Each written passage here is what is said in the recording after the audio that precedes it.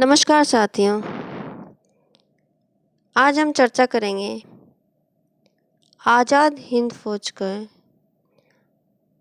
भारतीय आज़ादी में योगदान की।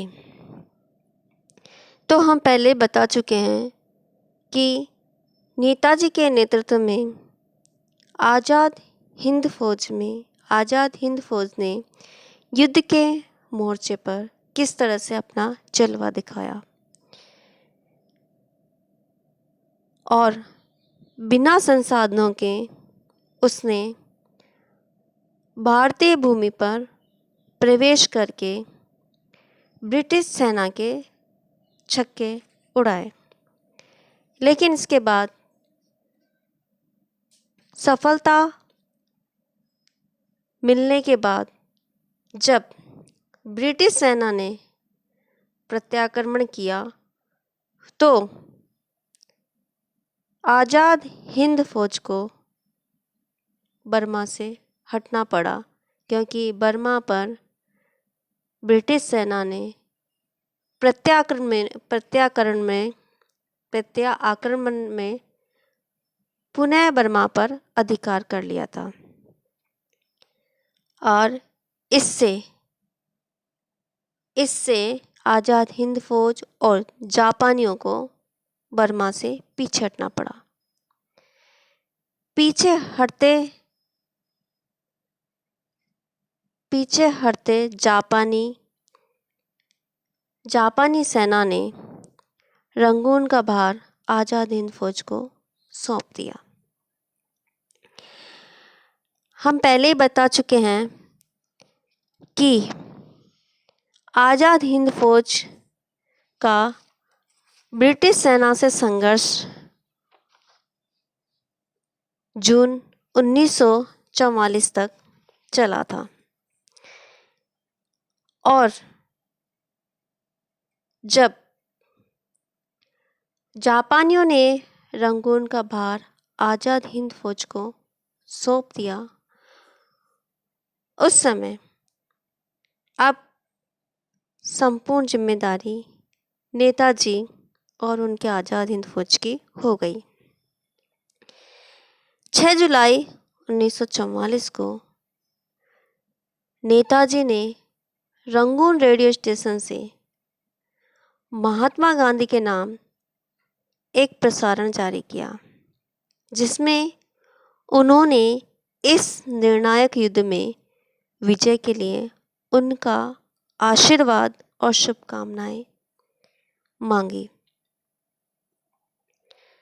और कहा, मैं जानता हूं कि ब्रिटिश सरकार भारत की स्वाधीनता की मांग कभी स्वीकार नहीं करेगी। मैं इस बात का कायल हो चुका हूं कि यदि हमें आज़ादी चाहिए तो हमें खून के दरिया से गुजरने को तैयार रहना होगा। अगर मुझे उम्मीद होती कि आज़ादी पाने का एक और सुनहरा मौका अपनी ज़िंदगी में हमें मिलेगा तो मैं शायद घर नहीं छोड़ता। मैंने जो कुछ किया है अपने देश के लिए किया है, विश्व में भारत की प्रतिष्ठा बढ़ाने और भारत की स्वाधीनता के लक्ष्य के निकट पहुंचाने के लिए किया है। भारत की स्वाधीनता की लड़ाई शुरू हो चुकी है। फौज के सैनिक भारत की भूमि पर सफलतापूर्वक लड़ रहे हैं। हे राष्ट्रपिता, भारत की स्वाधीनता के इस पावन युद्ध में हम आपका आशीर्वाद और शुभकामनाएं चाहते हैं। अब यहाँ एक चीज़ बताना ज़रूरी समझते हैं कि यहीं पर नेताजी ने पहली बार महात्मा गांधी को राष्ट्रपिता शब्द से संबोधित किया और यही राष्ट्रपिता शब्द आगे आने वाले टाइम में गांधी की पहचान बन गया। इसके आगे देखिए, 12 सितंबर 1944 को रंगून के जुबली हॉल में शहीद यतीन्द्र दास दिवस की स्मृति में नेताजी ने अत्यंत मार्मिक भाषण देते हुए कहा, अब हमारी आज़ादी निश्चित है, परंतु आज़ादी बलिदान मांगती है।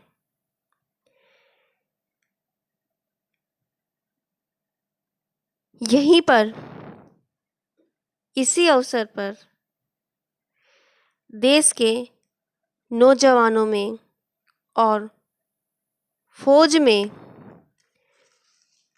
जोश भरने और प्राण फूंकने वाला वाक्य या शब्द नेताजी ने दिए, जो भारत ही नहीं विश्व के इतिहास में स्वर्ण अक्षरों में अंकित है।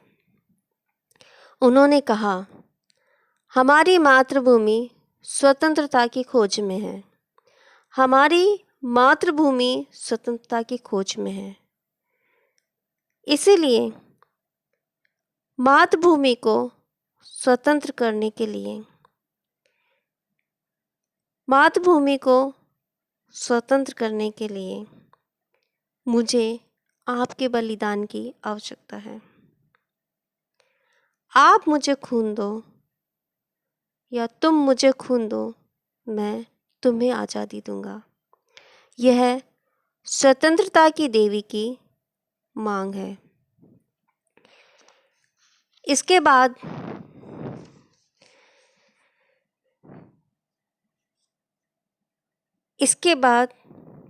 मई 1945 तक आज़ाद हिंद फौज मोर्चे पर डटी रही। आरंभ में उसको कई स्थानों पर विजय भी मिली, लेकिन मई 1945 के बाद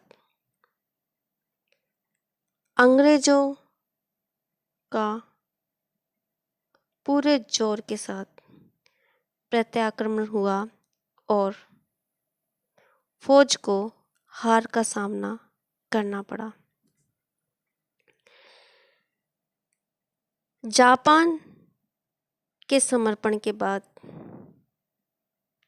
सैकड़ों की संख्या में आज़ाद हिंद फौज के सैनिक व समर्थकों को बंदी बना लिया गया।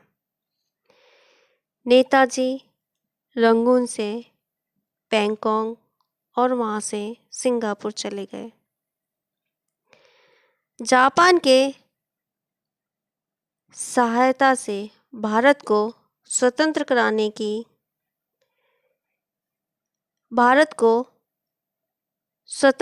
की आशा समाप्त हो गई। नेताजी को टोक्यो की ओर पलायन करना पड़ा। वो टोक्यो से रूस जाना चाहते थे और रूस से सहायता प्राप्त करना चाहते थे, लेकिन हवाई दुर्घटना में कहा जाता है कि हवाई दुर्घटना में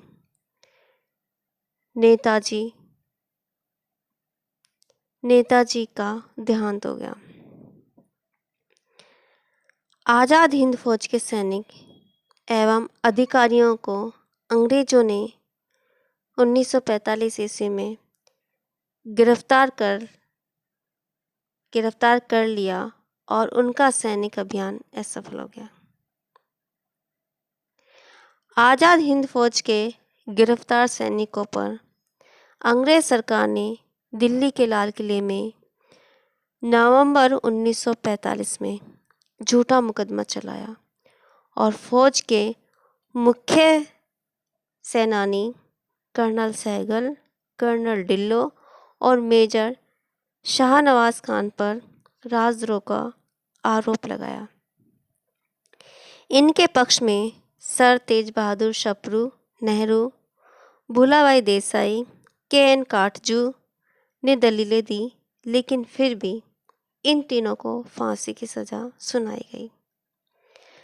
अब देखिए इस सेना या इस फौज और नेताजी का भारत में इतना प्रभाव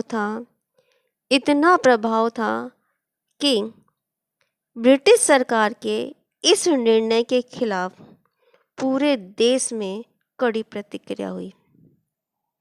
आम जनमानस भड़क उठा और अपने दिल में जल रहे मशालों को हाथों में थामकर विरोध किया और नारे लगाए, लाल किले को तोड़ दो, आज़ाद हिंद फौज को छोड़ दो।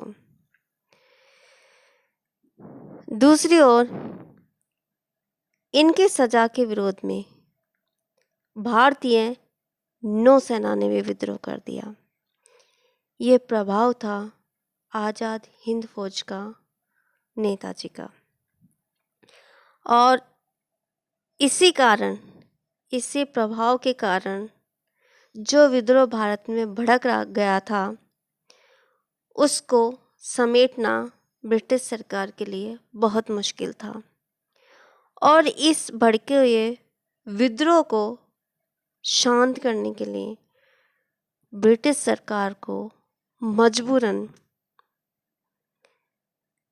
लॉर्ड वेवल, जो उस समय वायसराय थे, ने अपने विशेषाधिकार का प्रयोग करके आज़ाद हिंद फौज के प्रमुख अधिकारियों पर जो फांसी का दंड दिया गया था,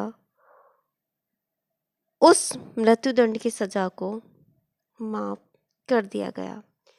तो ये उपलब्धि थी आज़ाद हिंद फौज की, नेताजी की और भारतीय नागरिकों की। अब देखिए, ये फौज का और नेताजी का प्रभाव ही था कि भारतीयों में एक नया जोश, नई ज्वाला जल रही थी। नौसेना ने विद्रोह कर दिया था। भारतीयों की सुषुप्त राष्ट्रीय भावना जागृत हो चुकी थी। फौज के अधिकारियों पर चलाए गए मुकदमे ने नेताजी के यश में वर्णातीत वृद्धि की और वे लोकप्रियता के शिखर पर पहुंच गए। इस मुकदमे के बाद माताएं अपने बेटों को सुभाष का नाम देने में गर्व का अनुभव करने लगी। घर घर में अन्य महापुरुषों के साथ साथ नेताजी का चित्र भी दिखाई देने लगा। यानी नेताजी के प्रयासों का तत्कालीन परिणाम तो नहीं निकल पाया, लेकिन उनके प्रयासों के दूरगामी परिणाम जरूर निकले। इस फौज को छोड़कर विश्व इतिहास में ऐसा कोई भी दृष्टांत नहीं मिलता जहां 30-35 हजार युद्धबंदियों ने संगठित होकर अपने देश की आज़ादी के लिए ऐसा प्रबल संघर्ष छेड़ा हो। जहां स्वतंत्रता से पूर्व विदेशी शासक नेताजी के सामर्थ्य से घबराते रहे, तो स्वतंत्रता के बाद देसी सत्ताधीश जनमानस पर उनके व्यक्तित्व और कृतित्व के अमिट प्रभाव से घबराते रहे। तो ये उपलब्धि थी आज़ाद हिंद फौज की कि उन्होंने भारतीय जनमानस में एक अपना विशिष्ट स्थान बनाया। भारतीयों की नज़र में आज़ाद हिंद फौज बहुत ऊंचे दर्जे पर थी। हालांकि आज़ाद हिंद फौज को अपने लक्ष्य की प्राप्ति नहीं हुई, लेकिन उन्होंने अपने लक्ष्य को प्राप्त करने में कहीं कोई कमी नहीं छोड़ी और ये व्यक्त कर दिया था भारतीय नागरिकों ने कि आज़ाद हिंद फौज के भारत को आज़ाद कराने के कितने सच प्रयास थे। तो ये था नेताजी और आज़ाद हिंद फौज का भारतीय आज़ादी में योगदान, जिसको भारत कभी भी भुला नहीं सकता। तो इसी के साथ हम इस अध्याय को यहीं समाप्त करते हैं। नमस्कार, जय हिंद।